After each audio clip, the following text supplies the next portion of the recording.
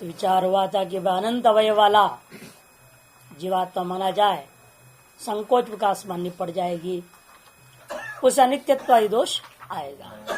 उसी पर कह रहे थे तेषां पुनः अनंतानां जीवावयवानां समान देशत्वं प्रतिहन्यते वा न वा इति वक्तव्यम्। वह अनंत जो अवयव है जीव का, वह एक देश का में ही विद्यमान रहेगा या नहीं रहेगा। समान देशत्वं में वह प्रतिहन्यते वा न वा इति प्रतिघाते तावत, यदि मान लो समान देश प्रतिघात होता है तो अनंतावयव परिचिन्न, क्योंकि फिर तो अनंत अवयव जो है परिचिन्न देश है, न समीयरन। जो अनंत अवयव है एक परिचिन्न देश के अंदर समाहित नहीं हो सकता है। और इसलिए कहा कि भाई फिर देश के जरा परिचिन्न नहीं होता हो तो अब प्रतिघाते भी देश से परिचिन्न हो जाएगा तो समस्या होगी कि उसमें अनंत अवयव, प्रतिघात का तात्पर्य देश से अवच्छिन्न होना, एक देश से परिचिन्न हो गया। समान देश में कोई एक आध देश को ले लो, घट देश प्रदेश आदि, उसमें ही परिचिन्न हो गया जीवात्मा। यह एक शरीर, मनुष्य शरीर, पशु शरीर, जो भी शरीर है उसमें उस देशावच्छिन्न शरीर है, तद देशावच्छिन्न शरीर में ही आत्मा आपने माना। तो इस तरह से प्रतिघात मानोगे तो समस्या होगी, फिर अनंत अवयव उतने देश में कैसे घुस जाएगा। जब अनंत है, इस संख्या नहीं गिन पा रहे हो, वो एक छोटा सा देश के अंदर प्रविष्ट हो जाए, समाहित हो जाए, ये तो असंभव है। इसलिए कहेगा देश से परिचिन्न नहीं है। यदि नहीं है फिर तो समस्या होगी। अब प्रतिघाते भी एकावयव देशत्वपत्ते है, सर्वेशमपि अवयवानाम प्रतिमा अनुपत्ते है। फिर तो कुछ अवयवों को लेकर शरीर बन गया, सकल अवयवों से तो बना ही नहीं। इसलिए आत्मा का एक हिस्सा ही यहाँ काम कर रहा है इस शरीर में, क्योंकि शरीर में सकल अवयव तो आ नहीं सकते, तो क्वचित अवयव भी काम कर रहे हैं। मैंने पूरी आत्मा किसी भी शरीर में काम नहीं कर सकता, आपत्ति हो जाएगा ना। संपूर्ण जो आत्मा है वह किसी भी शरीर में तादात्म्य करके कार्य नहीं कर पाएगा। तो आपको मध्यम परिमाणवाद जो है वो खंडित हो जाता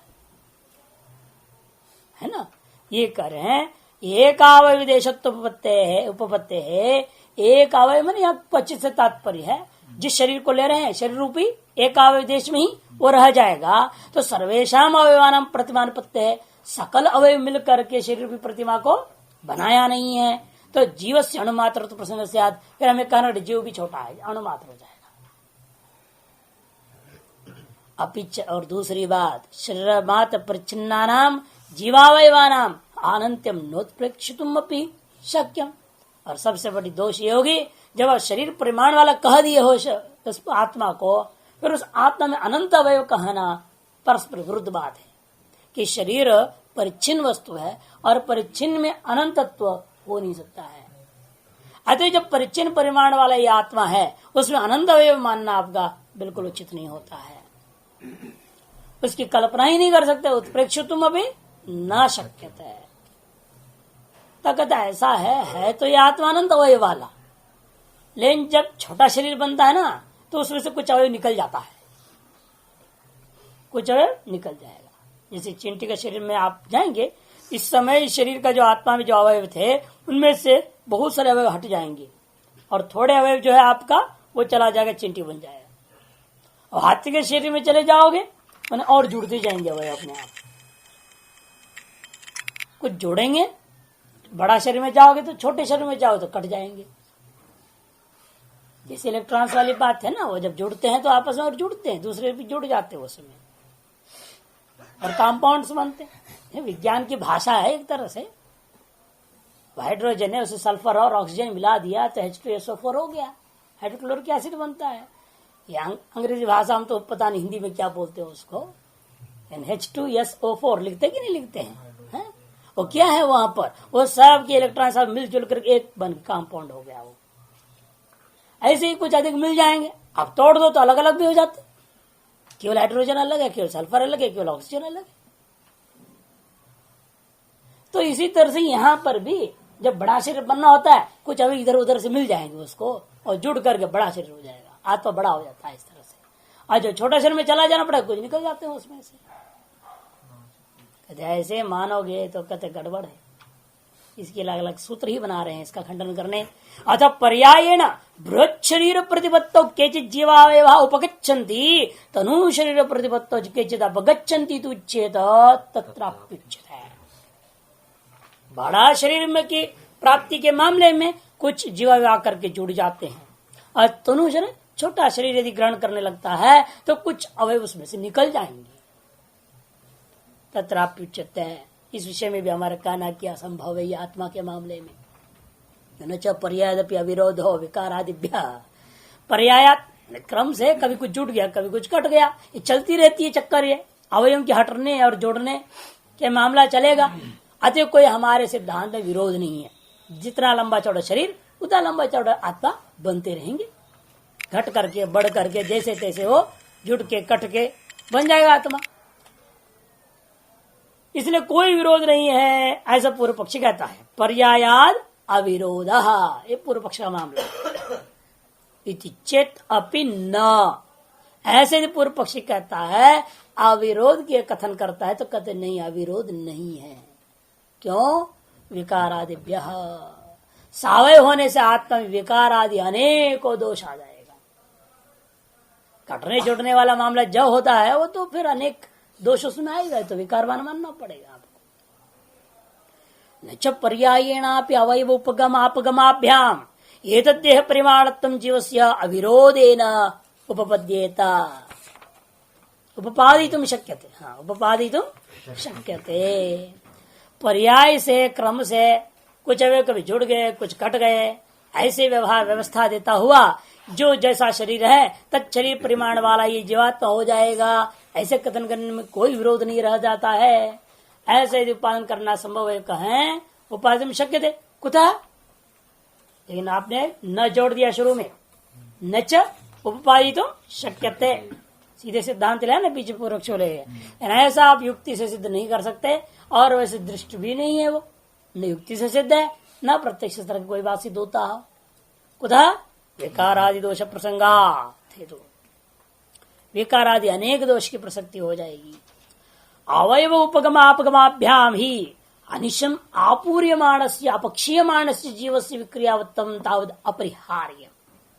अवयवों का उपगम और अपगम के द्वारा निरंतर दिन रात, क्योंकि भाई आपने पहले बता दिया ना, आपका जन्म काल में 2.5 फुट गए थे, फिर 3 फुट गए, 4 फुट गए, बढ़ते जाते कि नहीं बढ़ते? यहाँ भी आपको जोड़ना पड़ेगा, अवयवों का जुड़ते जा रहा है। अब जैसे ढलता है बड़ा पाने लगती, धीरे धीरे मांस गलने लग जाते हैं, फिर आपको कहना पड़ेगा आत्मा के अवयव घट रहे हैं, इसलिए दुबला पतला हो रहा है। जवान भी क्या, जब बीमार हो जाता है तो बिल्कुल दुबला होने लगता है, फिर खाता पीता है तगड़ा होता है। मानी इसका कोई भरोसा ही नहीं कब घटे कब बढ़े, ये आत्मा की। अवयवों को उपगम अपगम के द्वारा ही यदि आप स्वीकार करते तो अनिशम इसलिए कह दिया, अनिशम ने नित्य ही दुर्दशा बनेगा। आपूर्य मानस्य अपक्षीय मानस्य जीवस्य नित्य ही दुर्दशा रहेगी, दिन रात हमेशा ही चलते रहता है, घटना बढ़ना इस जीव का। तो विक्रियावत्तम तद अपरिहार्यम, इसलिए इसे विक्रियावत्व का परिहार ही नहीं हो सकता। विक्रियावत्व चर्मादिवदा नित्यत्व प्रसज्जित, और जो विक्रियावान है वो चर्मादि के समान निश्चित रूपेण नित्य हो जाएगा। तथा बंध मोक्षाभ्युगमो बाध्यत, उससे बंध मोक्ष व्यवस्था ही बाधित हो जाएगा। चर्म रोज आपको उखड़ते रहता है, चर्म जो है ना, आप साबुन लाके नहा देते हो पता नहीं चल रहा आपको, लेकिन जो ऊपर के जो परत होते हैं ना वो बदलते ही रहते हैं, छिल जाता है निकल जाता है। बस इतना मोटा परत नहीं कि आपके हाथ में पकड़ में आएगा नहीं, इतने सूक्ष्म रूपेण वो नष्ट होते रहते हैं। जो सेल्स बोलते हैं उसको अंग्रेजी में, जो स्किन का होता है चमड़े का, वो नष्ट होते रहते, फिर नया बनते रहते, लगातार चलते रहता है? सबको होता है, जितने भी विकारवान हैं वो सभी में निश्चित है। वहां दिखाई दे रहा है आपको आंख को, उसके जो खाल उतर के गिर जा रहा है कि नहीं? अमृत का पेड़ वगैरह देखिए कैसे छिलका निकल रहा है, और भोजपत्र तो होता ही वही, पर पेड़ी तो छाल निकलते रहता है, निकलते रहेगा उसका, वही भोजपत्र होता है।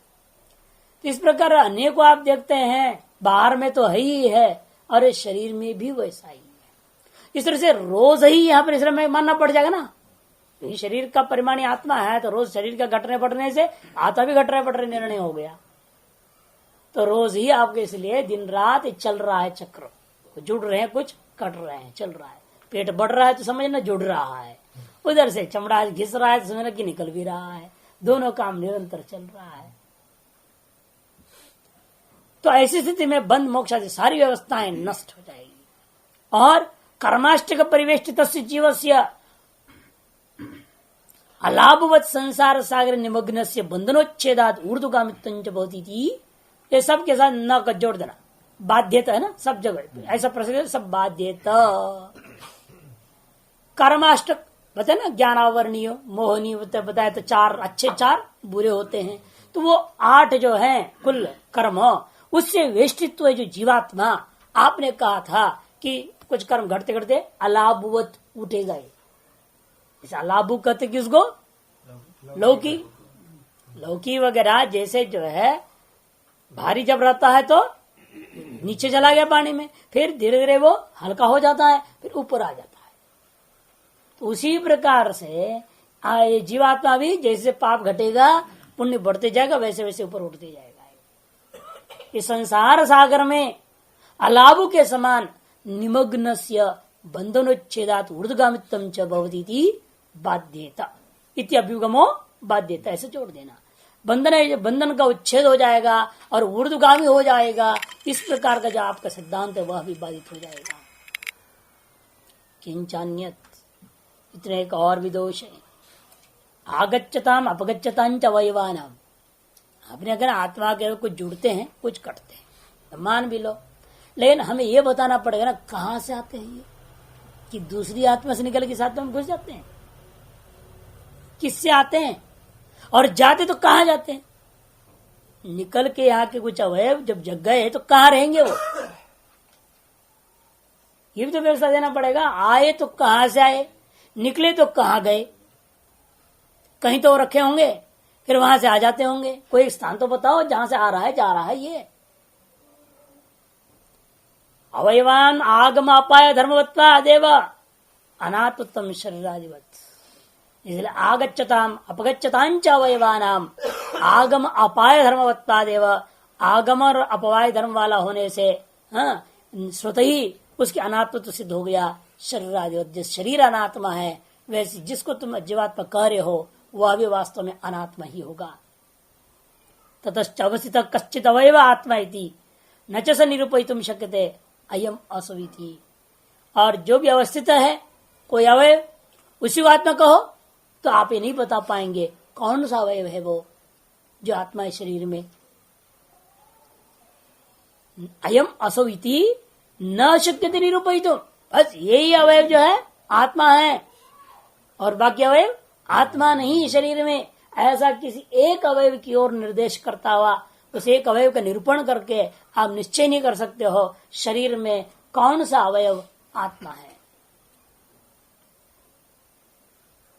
किंचान्यत आगच्छन्तश्चैते जीवावयवा कुतः प्रादुर्भवन्ति अवगच्छन्तश्च क्वावालीयन्ते इति वक्तव्यम्। आता हुआ जो ये जीव के अवयव हैं कहां से आकर प्रकट हो रहे हैं, ये कहां छिपे हुए थे अभी तक, क्यों पहले से जुड़े नहीं, अब आ रहे हैं, जुड़ रहे हैं, बढ़ते जा रहा है। जैसा आप मोटे तगड़े होते जा रहे, लंबे चौड़े होते जाते, वैसे आत्मा जुड़ते जा, अवयव जुड़ते जा रहे, जुड़े जा रहे। कहां से आ रहे पता ही नहीं आपको, अवयव जुड़े जा रहा है। और जो निकलने लगते हैं तो कहां चले जाते हैं, अपगच्छन्तश्च क्वावालीयन्ते, कहां जाके लय हो जाते हैं इति वक्तव्यम्। ये भी आपको कहना पड़ेगा। नहीं भूतेभ्य प्रादुर्भवेयो भूतेषु च विलीयरन्। ये भी नहीं सकते पंच महाभूतों से आता है आत्मा का वे और पंच महाभूतों में लीन हो जाता है। अरे महाभूतों से निकलने वाला, महाभूतों में लीन होने वाला वो महाभूत ही होगा, आत्मा नहीं हो सकता। आत्मा और भूतों में कोई अंतर है या नहीं। भूत को जड़ मानते हो, आत्मा को चेतन मानते हो। यदि भूतों से आ रहा है और भूतों में लीन हो रहा है, जो ऐसा वस्तु होगा वो चेतन नहीं हो सकता। कि जो कार्य जिस कारण से बना और जिस कारण में लीन होता है वह कार्य सदृश ही होगा। क्यों, कारण से जो बना हुआ कार्य कारण धर्म को त्याग कर नहीं हो सकता। अतः कार्य के आधार पर हम कारण धर्म को भी निश्चय कर सकते हैं। अरे भूतों से निकला है और भूतों में लय हो रहा है, इसका मतलब जो निकलता है और लय हो रहा है ऐसा जो अवयव होंगे वो भूतवत जड़ ही होगा, चेतन नहीं हो सकता। इसलिए भूतों से जीवात्मा के अवयव आ गए और भूतों में ही जीवात्मा के अवयव जाके लीन हो जाते हैं, ये व्यवस्था तुम नहीं दे सकते हो। भूते भी प्रादुर्भवेय भूतेश निलीयेरन इति न, क्यों? अभौतिक जीव से, क्योंकि जीव जो भौतिक वस्तु नहीं है, जीवा तो भौतिक है क्या? यदि भौतिक होता तो आपका कहना ठीक है, जिससे जुड़ गया उसमें लीन हो गया। जैसे मिट्टी में आपने बीज डाल दिया और ये पार्थिव था, ये पार्थिव है, वहां का जल आदि को लेकर मिट्टी आदि को लेकर वो बड़ा होते जा रहा है, पेड़ बन गया, और काट के नष्ट हो गया तो कहा गया, सब वापस मिट्टी बन जाएगा। तो ये पेड़ से ही निकले, मिट्टी से निकला पेड़, और पेड़ वापस जाके मिट्टी में मिल जाता है ना।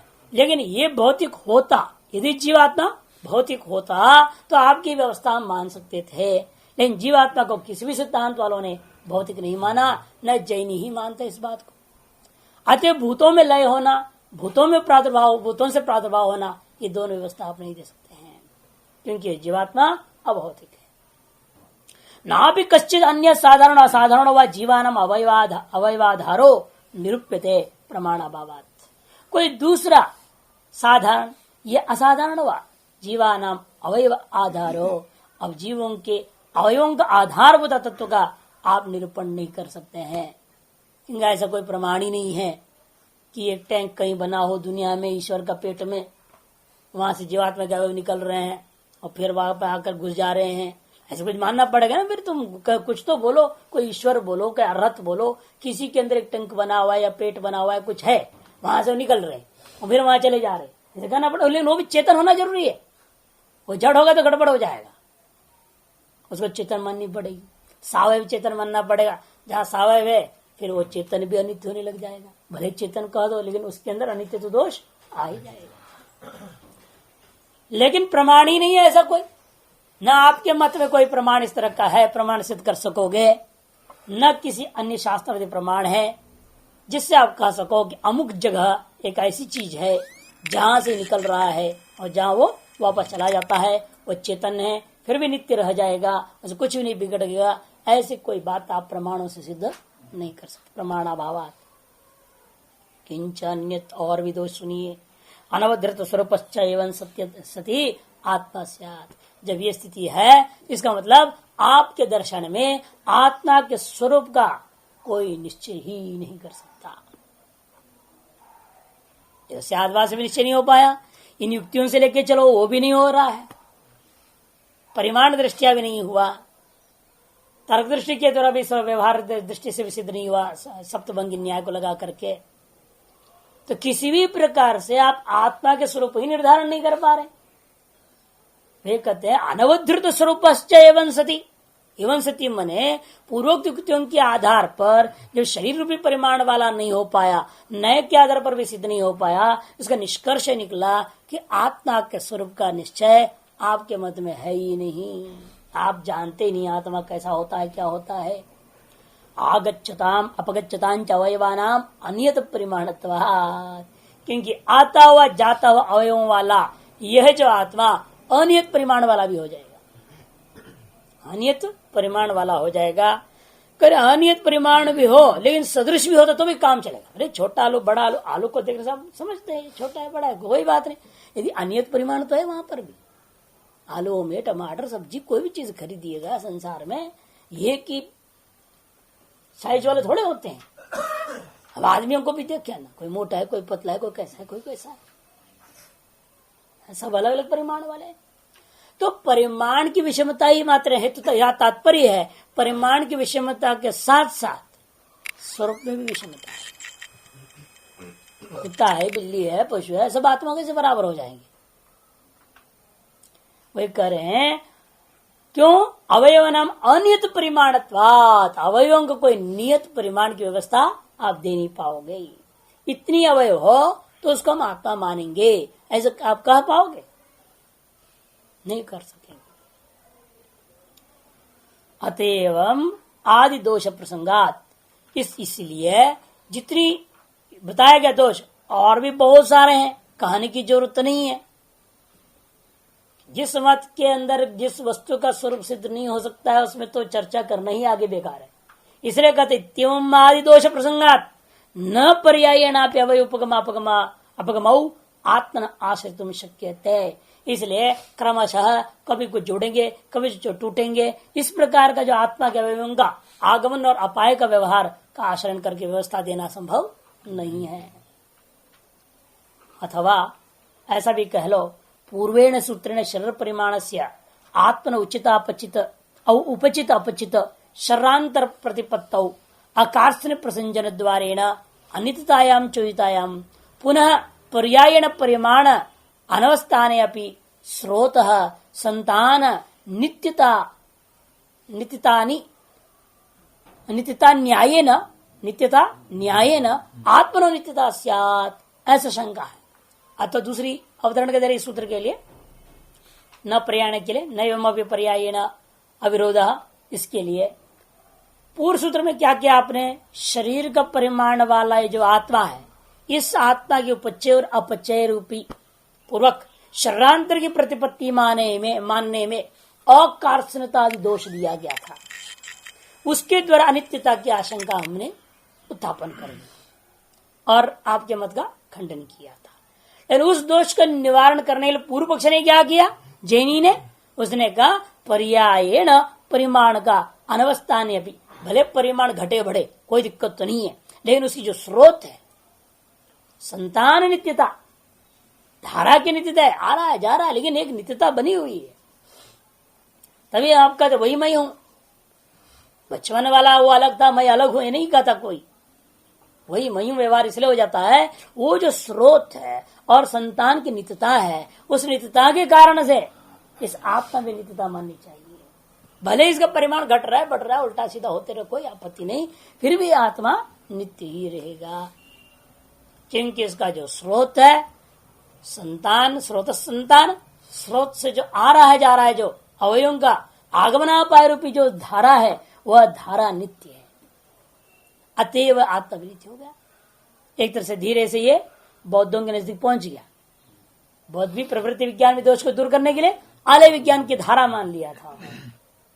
और वैसे ये भी भाई जो है एक शरीर आदि को पृथक पृथक मान करके आप अनित्यता दोष देते हैं कि परिमाण का अनित्य होने से शरीर भी अनित्य हो जाएगा, शरीर अनित्य होने से जो है आत्मा अनित्य होगा। तो भले शरीर अनित्य है, परिमाण भी अनित्य है, उस आगमापाई है, किंतु धारा नित्य होने से वही मैं हूं करके प्रतिविज्ञा हो जाएगा, व्यवहार चल सकता है।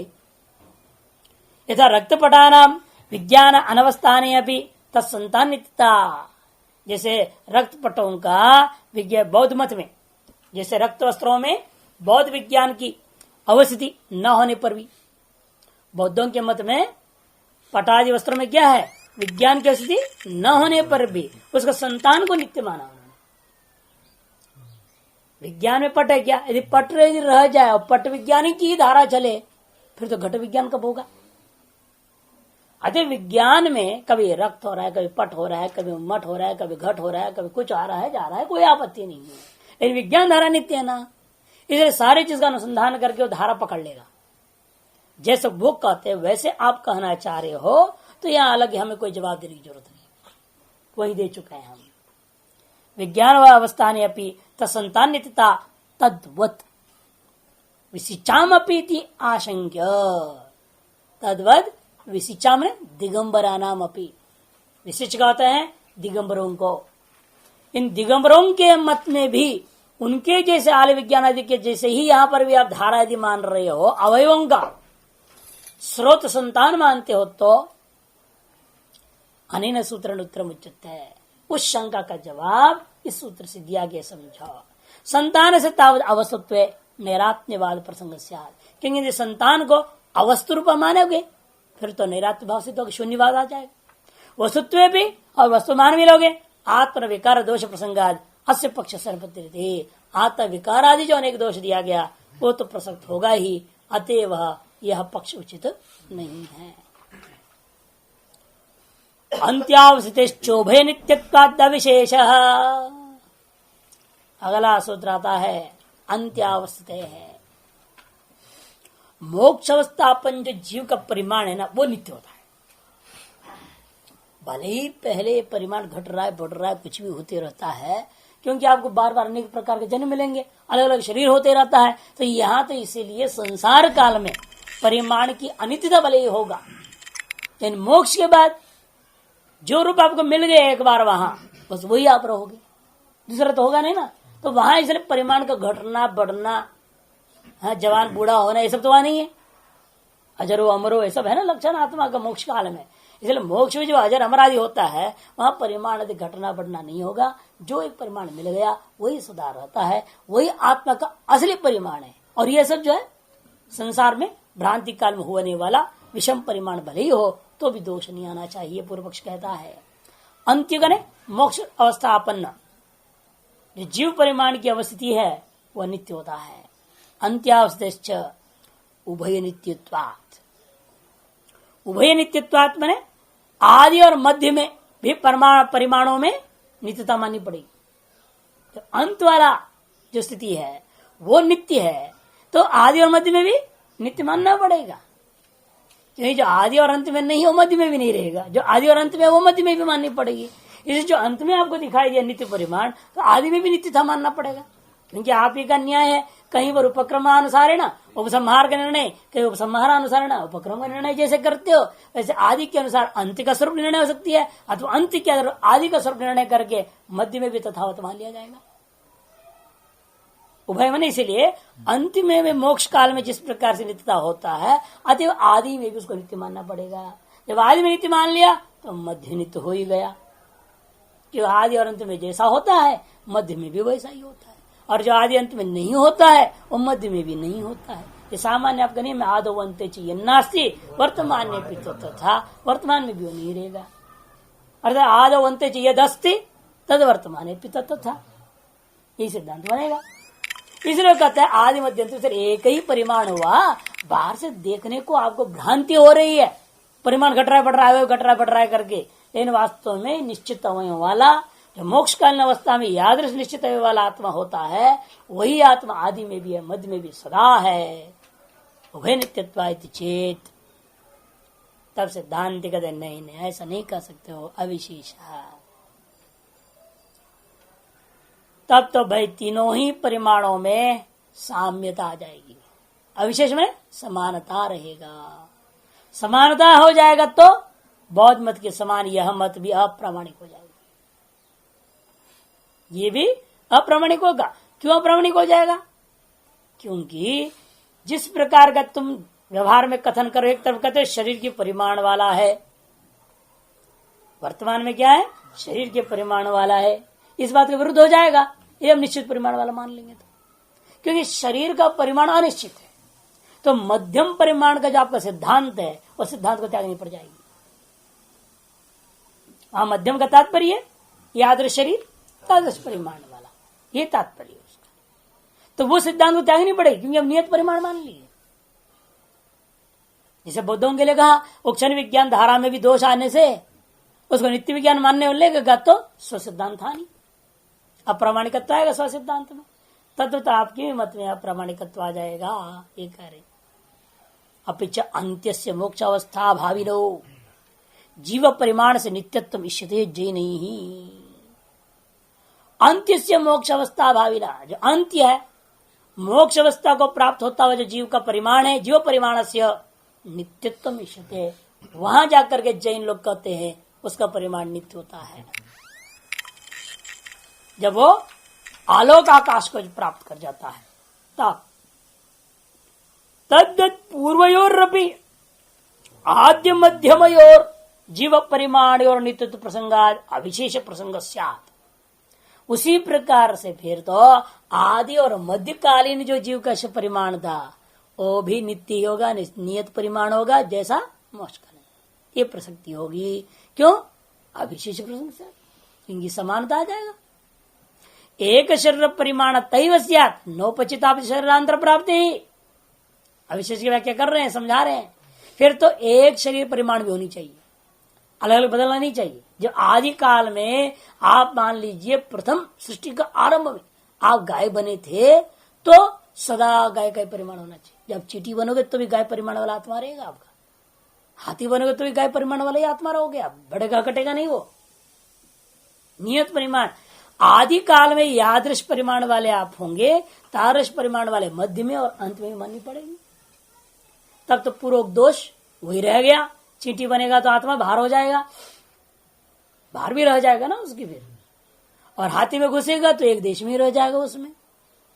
ये सब जो पूर्वोक्त है वो वैसे का वैसे रहेगा यदि नियत परिमाण मानते हो तो। नौपचित अपचित शरीरांतर, फिर तो उपचित और अपचित शरीरांतर की प्राप्ति की व्यवस्था नहीं हो सकी।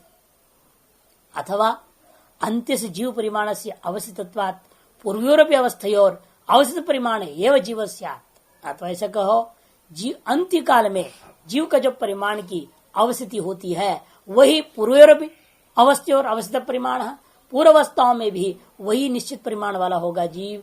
ततश्च अविशेषण सर्वदैव अणुर्महन वा जीव अभिगंतव्यो न शरीर परिमाण। आगे ना फिर तो अविशेष में कहना पड़ेगा, या तो कह दो ये आत्मा सदा अणु ही होता है, या तो कह दो आत्मा सदा महान ही होता है, महत्व होता है, लेकिन कभी शरीर परिमाण वाला तो आप सिद्ध नहीं कर पाएंगे। अतश्च सौगतवद आर्धमपि मतम असंगतमिति उपेक्षितव्यम। इसलिए बौद्ध मत के समान या आहत मत भी अत्यंत असंगत हो जाने से इसकी उपेक्षा करनी ही चाहिए। अब पुनः प्रसंग संगति से अब शैव मत का खंडन करने के लिए आरंभ करते हैं। शैव, पाशुपत शैव, शैव भी अनेक हैं बाद में, लेकिन पाशुपत शैव का मुख्य रूप में उठा लेंगे। पशु है जीवात्मा और इसका पति है शिव महादेव, और पाश ही बंधन है। पशु का पति, इन दोनों के संबंधी जो चिंतन है उसको पाशुपत। कुछ लोग कहते पशुपति ना प्रोक्तम भी कर देते, शिव जी की तरह कहा हुआ ऐसा अर्थ ले लेते हैं। ये पाशुपतम बन जाएगा, शब्द बन जाएंगे, लेकिन वैसा यहाँ नहीं है। यहाँ तो पशु जीव और पति मने परमात्मा, जीव और परमात्मा का चिंतन और संबंधी सकल तत्वों का चिंतन जिस ग्रंथ में है उस दर्शन का नाम पाशुपत दर्शन है। उस दर्शन खंडन के पत्य अधिकरण आरंभ होते हैं। पत्य अधिकरण को पुनः प्रसंग संगति से आरंभ कर रहे हैं। पत्य अधिकरण तटस्थेश्वरवादोयम संयुक्तो अथ न युज्यते युक्त कुलाल दृष्टान्तात् नियंत्रित्वस्य संभवात् न युक्तो विषमत्वादि दोषाद्वैदिक ईश्वरे अभ्युपेते तटस्थत्वं त्याज्यं श्रुति विरोधतः। उनके मत में उपादान कारण और निमित्त कारण भिन्न है। पति जो ईश्वर है वो केवल निमित्त कारण होता है, उपादान कारण नहीं। उसकी एक शक्ति है, हाँ शक्ति है, भवानी है, माया है, वो अलग है, वो उपादान कारण होता है। वो अभिन्न निमित्त उपादान कारण नहीं मानते क्योंकि शक्ति भी सत्य है, हमारे माया सत्य नहीं है, इसलिए अभिन्न उपादान कारण हो जाएगा।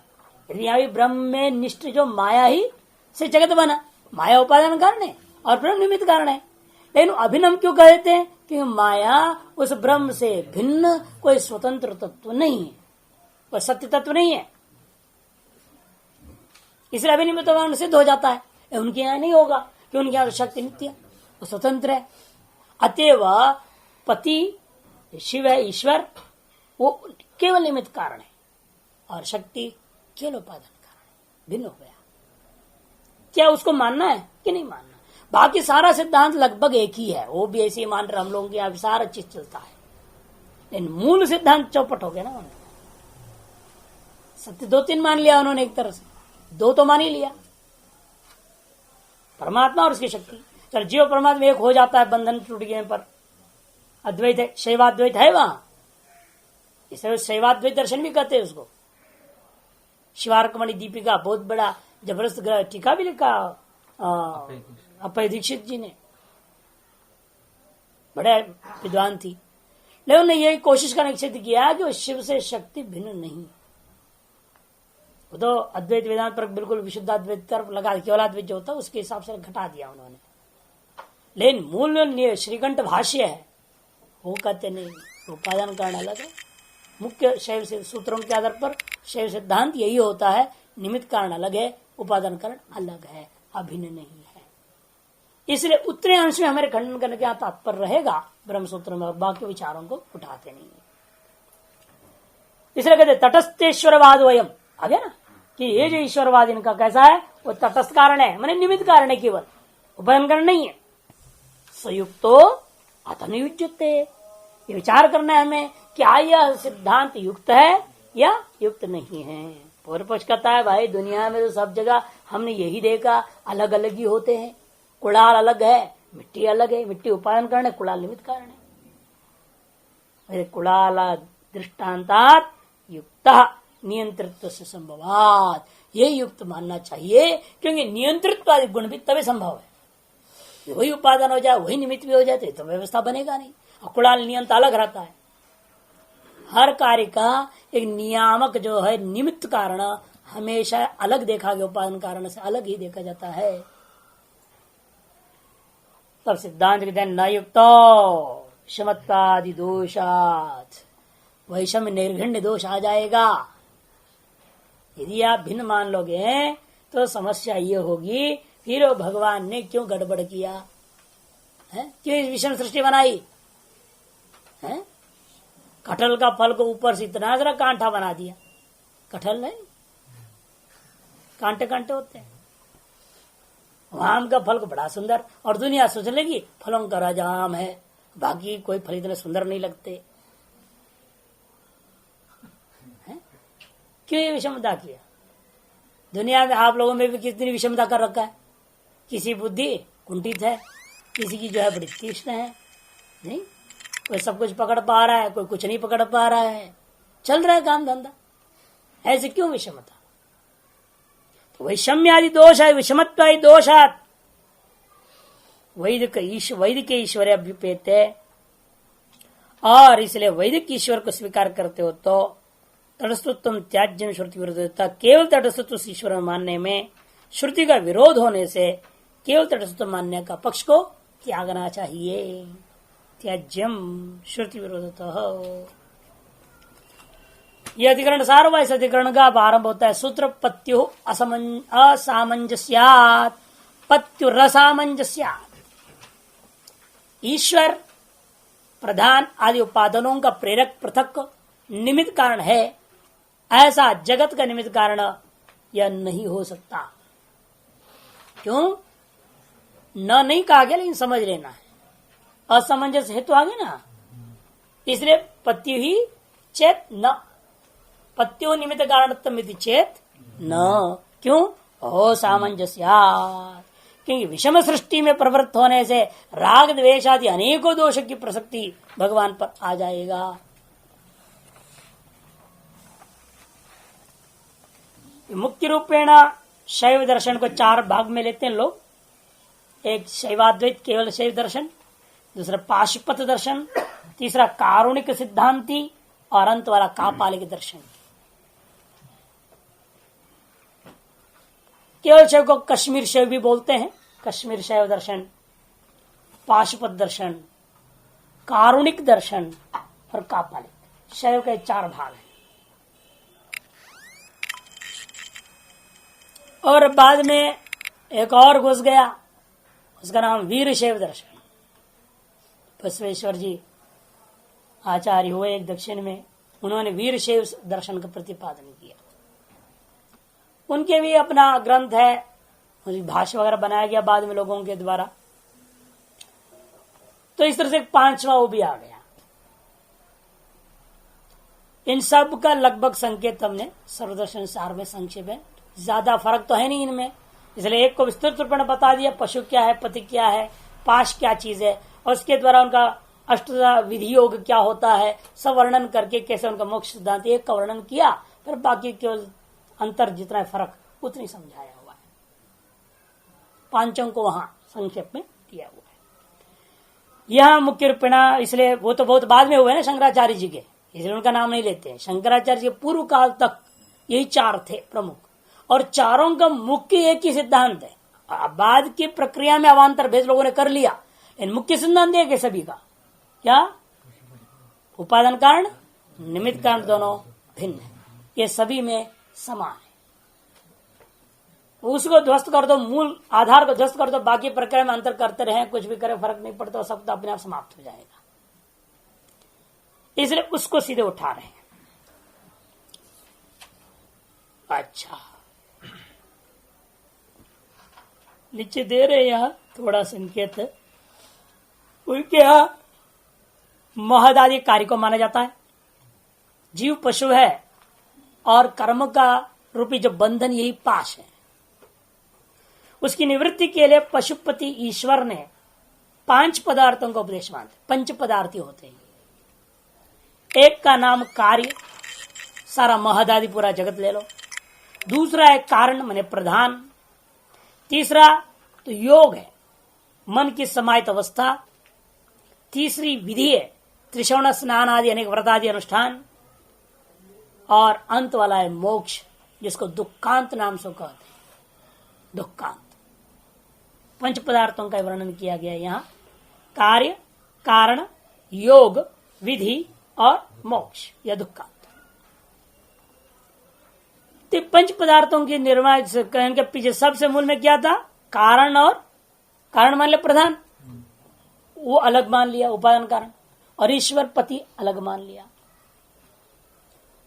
ये जो भेद माना है उसी का खंडन करने के लिए सूत्र आरंभ हुआ या अधिकरण आरंभ हुआ है। इदानीम केवलाधिष्ठात्री ईश्वर कारणवाद प्रतिषिध्यता है। अब हो गया और नास्तिकों का मामला, बौद्धों का, जैनों का, जो ईश्वर आदि को मानते ही नहीं।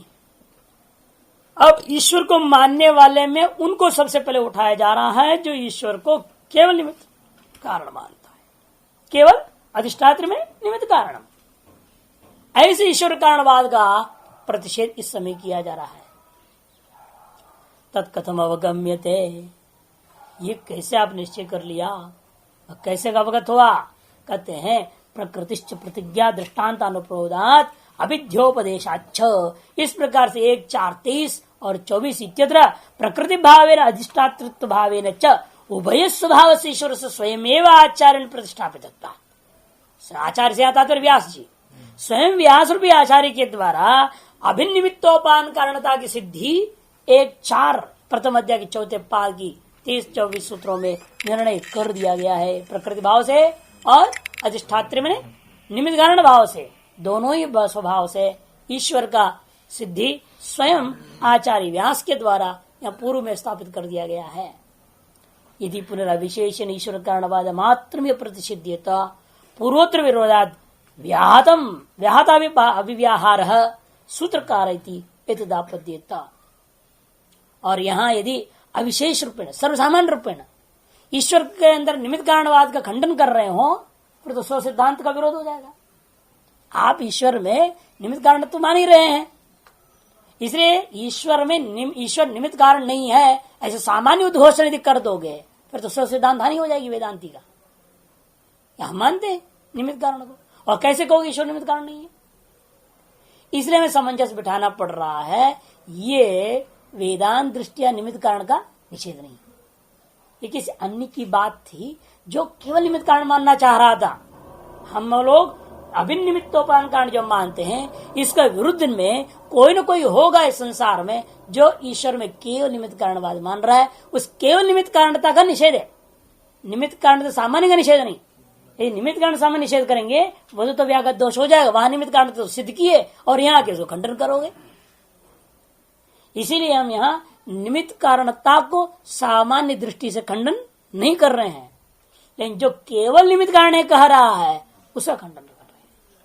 यही व्यवस्था यहाँ देनी पड़ेगी, नहीं तो पूर्वोत्तर विरोध हो जाएगा। वही करे हैं यदि पुनः अविशेषण सर्वसामान्य रूपेण ईश्वर में केवल निमित्त कारणवाद बिल्कुल नहीं है, ऐसा यदि हम सीधे सीधे कहना चाहोगे, ईश्वर कारणवाद मात्रम यह प्रतिषिध्यता।